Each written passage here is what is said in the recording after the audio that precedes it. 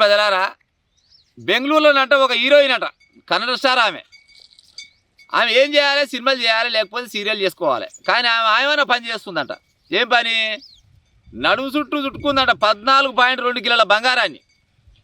ఇక విదేశాలు ఇదంట. ఆమె నెలకు 30 రోజులు ఉంటే ఆమె 25-26 రోజులు అక్కడక్కడ తిరుగుతుందంట. ఆ దేశం ఈ దేశం ఆ దేశం దగ్గర పడి దేశాల పైన పోతాట్టుంది. పోయినప్పుడు ఇంత బంగారం పట్టుకొచ్చుకుంటుందా? మరి ఇదేం సోక పాడైపోయి మరి అక్కడ కుదరకుదా, లేకపోతే స్మగ్లింగ్ చేస్తుందో తెలియదు. కానీ దగ్గర 12 కోట్ల చిల్లర గంత బంగారం తీసుకొని వచ్చిందంట. ఎయిర్పోర్ట్ రాగానే పోలీసు వాళ్ళు చెక్ చేసిరట. చెక్ చేస్తారు కల్లా ఇక ఆడి మనిషి పాడే మళ్ళీ టెంపర్ లేస్తా హీరోయిన్ నన్ను చెక్ చేస్తారా, నన్ను చెక్ చేసేంత పోలీసు వాళ్ళ మీరని అంటే పోలీసు వాళ్ళు వింటారు.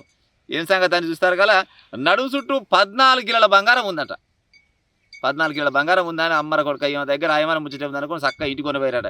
ఇంటికి కొనిపోతే ఇంటికాడ ఆడ ఒక 2-3 కోట్ల బంగారం ఆడ ఉందట. 2-3 కోట్లు ఉందా, 2-3 లక్షలు ఉందా? అదే 2 కోట్ల విలువైన బంగారం మళ్ళీ ఇంటికాడ దొరికిందట.